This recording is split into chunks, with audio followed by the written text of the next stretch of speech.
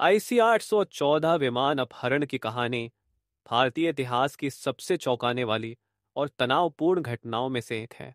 यह घटना 24 दिसंबर 1999 को घटी और भारत की कूटनीति, सुरक्षा और आतंकवाद से निपटने की रणनीति पर गहरा प्रभाव छोड़ गई। इंडियन एयरलाइंस की फ्लाइट IC-814 काठमांडू, नेपाल से दिल्ली के लिए उड़ान भर रही थी।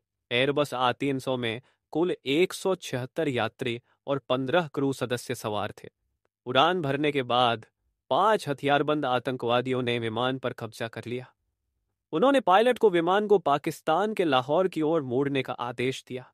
विमान ने पहले अमृतसर में रिफ्यूलिंग के लिए लैंडिंग की, लेकिन भारत की सुरक्षा बल इसे रोकने में असमर्थ रहे। इसके बाद विमान को लाहौर ले जाया गया, फिर दुबई में उतारा गया। अंततः विमान को अफगानिस्तान के कंधार में ले जाया गया, जो उस समय तालिबान के नियंत्रण में था।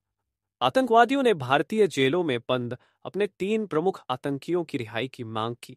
मौलाना मसूद अजहर, जो बाद में जैश ए मोहम्मद का संस्थापक बना, मुश्ताक अहमद चरकर उमर शेख, जो 2002 में शामिल था। भारतीय सरकार ने यात्रियों की जान बचाने के लिए आतंकवादियों की मांगों को स्वीकार कर लिया।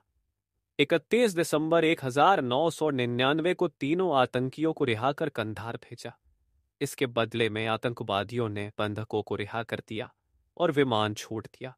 अमृतसर में विमान को रोकने का मौका था, लेकिन भारतीय अधिकारियों के बीच समन्वय की कमी और निर्णय में देरी के कारण यह संभव नहीं हो पाया। तालिबान ने आतंकवादियों को समर्थन दिया और भारत पर दबाव बनाया। उनकी उपस्थिति ने भारतीय कूटनीति के लिए स्थिति और कठिन बना दी। बंधक पूरे 6 दिनों तक आतंक के साए में रहे। एक यात्री रुपिन कत्याल की आतंकवादियों ने हत्या कर दी। मौलाना मसूद अजहर की रिहाई के बाद उसने जैश ए मोहम्मद की स्थापना की, जिसने कई आतंकी हमलों को अंजाम दिया। ओमर शेख बाद में अंतर्राष्ट्रीय आतंकी गतिविधियों में शामिल हुआ। सरकार को आतंकवादियों की मांगें मानने के लिए